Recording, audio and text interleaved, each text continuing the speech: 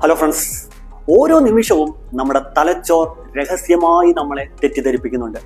നമ്മുടെ തീരുമാനങ്ങളെ നിയന്ത്രിക്കുന്നതും നമ്മൾ അറിയാതെ പക്ഷപാതം ബയാസ് കാണിക്കുന്നതും ഈ മെന്റൽ ഷോർട്ട് കട്ടുകളാണ്, മാനസിക കുറുക്കുവഴികളാണ്. കോഗ്നിറ്റീവ് ബയാസ് എന്ന സീക്രട്ട് പ്ലെയർ എങ്ങനെയാണ് നമ്മുടെ ജീവിതം മാറ്റി എഴുതുന്നത്? എന്താണ് കോഗ്നിറ്റീവ് ബയാസ്? നമ്മുടെ തലച്ചോർ കാര്യങ്ങൾ വേഗത്തിൽ മനസ്സിലാക്കുവാനും തീരുമാനമെടുക്കുവാനും വേണ്ടി ഉപയോഗിക്കുന്ന ചില മെന്റൽ ഷോർട്ട് കട്ടുകളെയാണ് കോഗ്നിറ്റീവ് ബയാസ് എന്ന് പറയുന്നത്. ഈ മെന്റൽ ഷോർട്ട് കട്ടുകൾ സാധാരണഗതിയിൽ വളരെ ഉപകാരപ്രദമാണ്.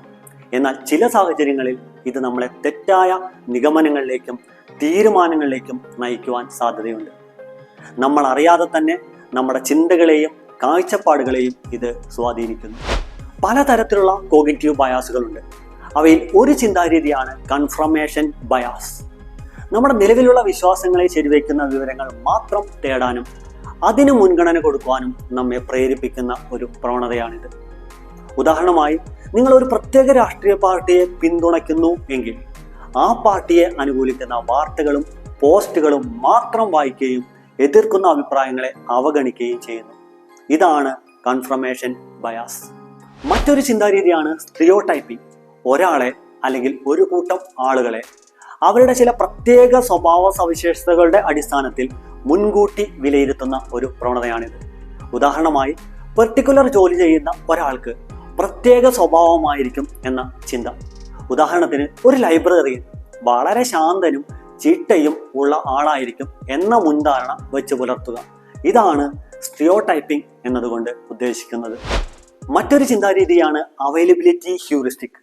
നമ്മുടെ ഓർമ്മയിൽ എളുപ്പത്തിൽ വരുന്ന വിവരങ്ങളുടെ അടിസ്ഥാനത്തിൽ ഒരു സംഭവത്തിന്റെ സാധ്യതയെ വിലയിരുത്തുന്ന ഒരു പ്രവണതയാണിത്. ഉദാഹരണമായി, വിമാനാപകടങ്ങളെക്കുറിച്ച് നമ്മൾ കൂടുതലായി കേൾക്കുന്നു. അതുകൊണ്ട് കാർ യാത്രയേക്കാൾ അപകടകരമാണ് വിമാനയാത്ര എന്ന് നമ്മൾ ചിന്തിക്കുന്നു. എന്നാൽ യഥാർത്ഥത്തിൽ കാർ യാത്രയിലാണ് അപകട സാധ്യത കൂടുതൽ. ഇതാണ് അവൈലബിലിറ്റി ഹ്യൂറിസ്റ്റിക്. മറ്റൊരു ചിന്താരീതിയാണ് agency detection and teleological thinking. ഇതൊരു പ്രത്യേകതരം ചിന്താരീതിയാണ്. കാര്യങ്ങൾ സംഭവിക്കുന്നത് യാദൃച്ഛികമല്ല, മറിച്ച് ഒരു ലക്ഷ്യത്തോടെ ഒരു അദൃശ്യ ശക്തിയുടെ ഇടപെടൽ കാരണമാണ് എന്ന് നമ്മൾ ചിന്തിക്കുന്നു. എന്താണത്?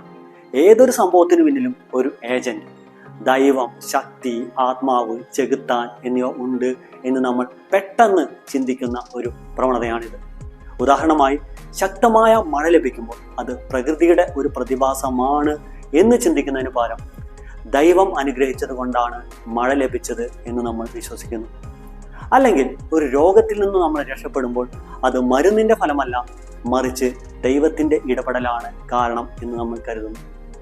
ഈ ചിന്താഗതിയാണ് പലപ്പോഴും ദൈവങ്ങളെയും അമാനുഷിക ശക്തികളെയും സങ്കല്പിക്കുവാനും ഫോളോ ചെയ്യുവാനും നമ്മളെ പ്രേരിപ്പിക്കുന്നത്. നിങ്ങൾ കേട്ടല്ലോ, നമ്മുടെ മനസ്സുപോലും നമുക്ക് പൂർണ്ണമായും വിശ്വസിക്കുവാൻ കൊള്ളാത്ത ഒരു ഷോർട്ട് കട്ട് മെഷീനാണെന്ന്. നമ്മൾ എടുക്കുന്ന പല തീരുമാനങ്ങളും നമ്മളുടെ ബ്രെയിനകത്തുള്ള പല ബയാസുകളുടെ ഫലമായാണ്. ഇത്തരം ബയാസുകൾ കൂടുതലും നമ്മളുടെ ബ്രെയിനകത്ത് സൃഷ്ടിക്കപ്പെടുന്നത് നമ്മുടെ സോഷ്യലായും മറ്റുമുള്ള ഇൻറ്ററാക്ഷൻ്റെ ഫലമായാണ്. ഇനി അടുത്ത തവണ ഒരു വാർത്ത കാണുമ്പോഴോ ഒരു കാര്യം കേൾക്കുമ്പോഴോ ഇതിൽ എനിക്കെന്തെങ്കിലും പക്ഷപാതമുണ്ടോ, ബയാസ് ഉണ്ടോ എന്ന് സ്വയം ചോദിക്കുക. ഈ ഒരു ചോദ്യം നിങ്ങളെ കൂടുതൽ വ്യക്തമായ യുക്തിപരമായ തീരുമാനങ്ങളിലേക്ക് നയിക്കും. അവസാനമായി ചോദ്യം ഇതാണ്: ഈ സത്യം മനസ്സിലാക്കിയ ശേഷം അടുത്ത തവണ ഒരു തീരുമാനമെടുക്കുമ്പോൾ നിങ്ങൾ 2 വട്ടം ചിന്തിച്ച് ഉറപ്പുവരുത്തുമോ? നിങ്ങളുടെ ചിന്താഗതിയെ ക്രിട്ടിക്കലായി സമീപിക്കുമോ? അറിവുള്ളവനായിരിക്കുക, വഞ്ചിതരാവാതിരിക്കുക. Motivation is deep knowledge.